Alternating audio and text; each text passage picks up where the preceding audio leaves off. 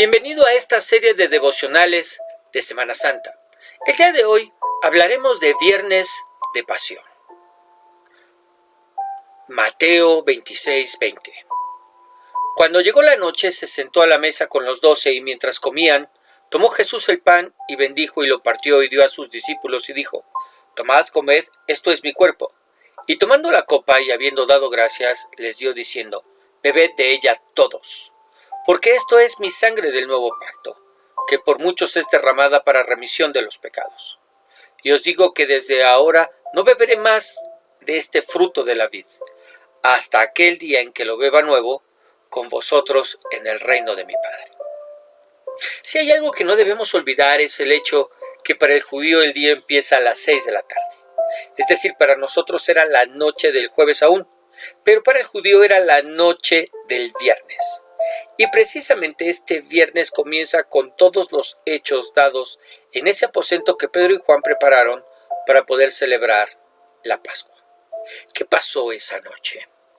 Muy bien, la noche comienza con la, como ya dijimos, celebración de la salida de Israel de los 430 años de esclavitud de Egipto, con la muerte de un cordero sin defecto, y cenar hierbas amargas con pan sin levadura, lo que se conoce como Pascua. Acto seguido, en una muestra de suprema humildad, el Señor les lava los pies a los discípulos, una acción reservada para el siervo de menor jerarquía. Pero el Señor lo hace para darnos ejemplo de lo que tenemos que hacer. Y no es que precisamente lavemos los pies de los demás, sino que emulemos su humildad. Una vez que lavó los pies de todos, incluido Judas, despide a este para que vaya y haga lo que tenía pensado hacer: entregarlo. Después, sin la presencia de Judas, lleva a cabo con la iglesia verdadera la institución de la Santa Cena, donde los discípulos no celebrarían más la salida de Israel de Egipto, Pascua, sino la salvación de la ira de Dios en el sacrificio de Jesús por el pecado. Y al terminar, lleva a los discípulos a Getsemaní para orar. Al llegar les pide a Pedro, Juan y Jacobo que lo apoyen en oración y se aleja de ellos para elevar su ruego al Padre. Los discípulos, que estaban muertos de sueño, se quedan dormidos, mientras el Señor ora y en tal angustia que de su frente brotan gruesas gotas de sangre. Pero aún en esos momentos aprovecha para enseñarles que el velar y orar son el remedio para no entrar en tentación, ya que la carne es débil, pero el espíritu siempre está dispuesto. Mateo 26:40 dice: Vino luego a sus discípulos y los halló durmiendo y dijo a Pedro: ¿Así que no habéis podido velar conmigo una hora? Velad y orad para que no entréis en tentación. El espíritu a la verdad está dispuesto, pero la carne es débil. Finalmente, ya despiertos todos, oyen que se acerca quien lo entregaría. Pues mientras todavía hablaba, se acercó Judas con los soldados del templo, los sacerdotes, ancianos y parte del pueblo que traían antorchas, palos y piedras para prenderle. Judas les había dicho que a quien él besara, ese sería a quien ellos debían arrestar. Y no porque no conocieran a Jesús, sino porque la noche era densa, espesa, y no querían confundirse. Finalmente Judas besa a su maestro, y el Señor solo le dice: Amigo, ¿a qué vienes? Y lo que es de llamar la atención es que a Judas lo llama amigo, pero a Pedro, cuando quiso disuadirlo de no morir, le llamó Satanás, adversario, dejándonos claro que en ese momento Judas estaba actuando en conformidad con el plan de Dios para el Hijo. Era necesario que muriera el justo por los injustos, y por eso le llama amigo. Y a Pedro, que se oponía al plan de Dios, le llama adversario. Prenden a Jesús. Pedro corta la oreja de Malco, pero el Señor lo sana. Y los discípulos huyen. Mateo 26:56 dice: Entonces todos los discípulos, dejándole, huyeron. Huyen dejando solo a quien ellos llamaban Señor y Mesías, a quien ellos aseguraban que estaban dispuestos, de ser necesario, a morir con él, dejándonos ver cuando menos dos cosas. La primera es que en ellos aún no habitaba el Espíritu Santo, por lo tanto no contaban con la ayuda de Dios para enfrentar a la muerte por causa suya sin miedo. Y en segundo lugar, qué fácil es decir que estamos dispuestos a morir, estamos dispuestos a seguir, estamos dispuestos a dejar o a darlo todo cuando no nos es requerido.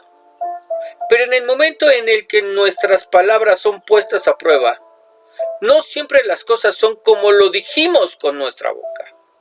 Así que lo mejor es que no digamos nada. Llevan al Señor ante el Sanedrín en la casa de Caifás. Y es ahí en donde mientras interrogan y golpean al Señor, Pedro lo niega 3 veces antes de que el gallo cante, traicionando a aquel por el que juró dar la vida. Jesús voltea y sus miradas se cruzan.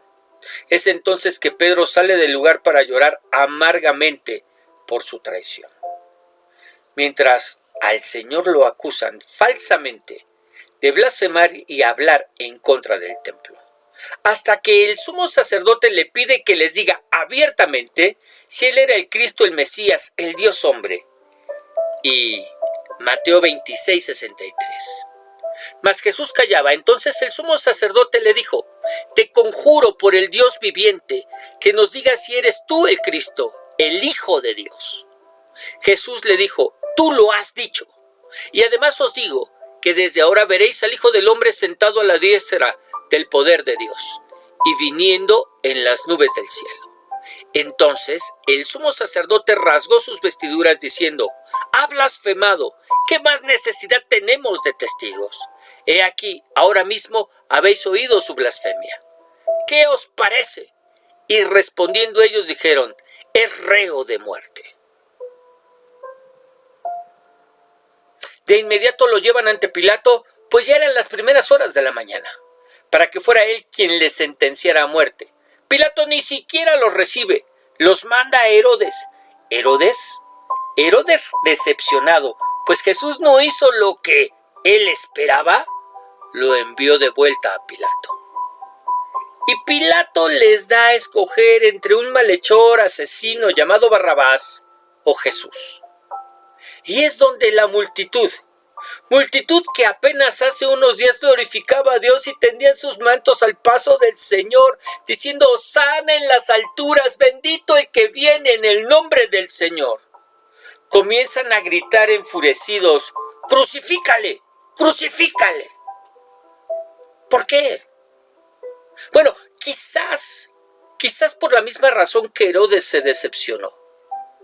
Jesús no vino a hacer lo que la gente quería que hiciera. Y hoy en día tenemos a muchos que, al igual que Herodes y la multitud, se encuentran decepcionados de Dios, porque Dios no hace lo que ellos quieren. Porque ellos quisieran que los sanara, ellos quisieran que los enriqueciera, ellos quisieran que los protegiera, que los librara de todo mal, que les diera larga vida sin compromisos, sin necesidad de que le entreguen sus vidas y sobre todo cuando ellos lo pidan. Gente que no quiere reconocer a Dios, sino que lo que quiere es un genio que esté a su servicio. Y decepcionados le dan la espalda al Señor. Finalmente es sentenciado a muerte. Y después de azotarlo brutalmente es obligado a cargar su cruz hasta el Gólgota, donde es crucificado. Muere alrededor de las 3 de la tarde, 3 horas antes de que comience el día de reposo, y de esa manera no tuvieron que quebrar ninguno de sus huesos, como a los que estaban muriendo al lado, donde, por cierto, uno de ellos murió, pero lo hizo para estar con Jesús ese mismo día en el paraíso. De manera que no solamente compartió con él el lecho de muerte, sino que también la vida eterna por haberle reconocido como Señor y Cristo. Descuelgan su cuerpo del madero y es entregado a José de Arimatea para que le dé sepultura. Las mujeres compran especias y envuelven el cuerpo del Señor con una sábana y lo colocan en el interior de un sepulcro nuevo. Hacen rodar una pesada piedra para sellar la entrada y se retiran, pues el día de reposo dará comienzo. Así es como el mundo dio muerte al Mesías. Religiosos y no religiosos fueron usados por Satanás para matar al autor de la vida. Pero hubo cuando menos 4 acontecimientos sobrenaturales cuando lo mataron. ¿Cuáles? En primer lugar, el sol se ocultó de las 12 a las 3 que murió, como si los cielos estuvieran de luto por lo que estaba pasando en la tierra. En segundo lugar, al morir, hubo un terremoto de tal intensidad que hizo que uno de los soldados lo reconociera como el verdadero Hijo de Dios. En tercer lugar, el velo del templo se rasgó de arriba hacia abajo, como señal de que Dios había abierto un nuevo camino hacia él a través del velo de la carne de su Hijo. Y en cuarto lugar, los que habían muerto creyendo que Jesús era el Mesías resucitaron. Resucitaron y estuvieron en los sepulcros hasta que el Señor resucitó, y entonces se presentaron ante sus familiares para dejar claro que la resurrección de todos los muertos al final de todos los tiempos será real. Aunque estos muertos, de la misma manera que le pasó a Lázaro, volvieron a morir, pero su testimonio, ahí está. Mucho que pensar.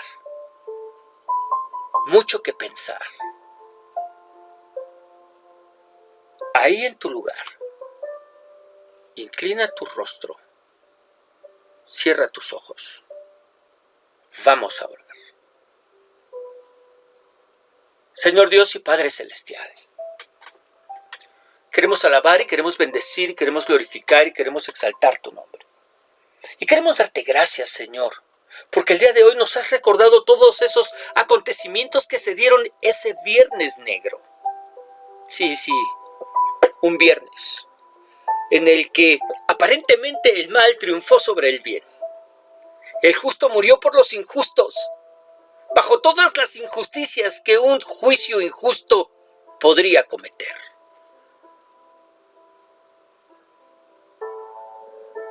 Dios, sin embargo, ¿cuánta enseñanza traes a nuestras vidas a través de todos estos hechos, a través de todos estos acontecimientos? Permite, Padre Celestial, que podamos asimilarlas y que podamos hacerlas que formen parte de nuestra vida y carácter. Que podamos aprender de ti y que podamos hacer como tú hiciste. Gracias, Dios, porque esta historia no concluye con la muerte de tu Hijo. Gracias porque ciertamente fue necesario que el justo muriera por los injustos y que con su sangre pudiera satisfacer tu justicia. Señor, en el nombre de Jesús, te alabamos, te bendecimos, te damos gracias por tu obra en la cruz y te pedimos que seas tú hablando a nuestro corazón y hablando a nuestra vida. En el nombre de tu Hijo amado te lo pedimos. Amén.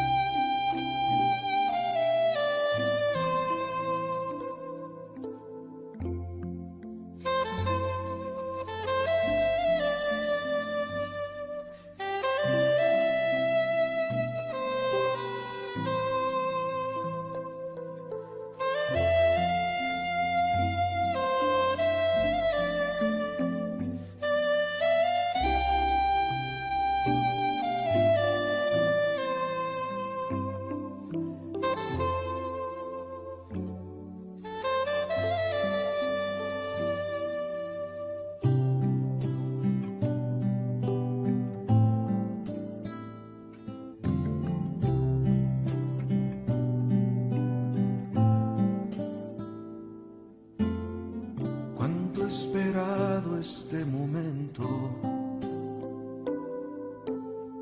cuánto he esperado que estuvieras así, cuánto he esperado que me hablaras, cuánto he esperado que vinieras a mí. Yo sé bien lo que has vivido, sé también por qué has llorado. Yo sé bien lo que has sufrido, pues de tu lado no me he ido. Pues nadie te ama como yo, pues nadie te ama como yo. Mira la cruz, esa es mi más grande prueba. Nadie te ama como yo, pues nadie te ama como yo, pues nadie te ama como yo. Mira la cruz, fue por ti, fue porque te amo. Nadie te ama como yo.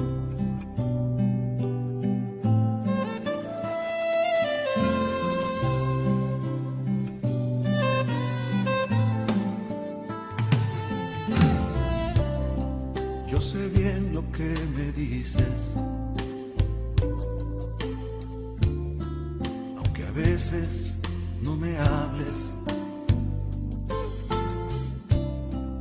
Sé bien lo que en ti sientes, aunque nunca lo compartes. A tu lado he caminado, junto a ti yo siempre he ido, aún a veces esté cargado. Yo he sido tu mejor amigo, pues nadie te ama como yo, pues nadie te ama como yo. Mira la cruz, esa es mi más grande prueba. Nadie te ama como yo, pues nadie te ama no como yo, pues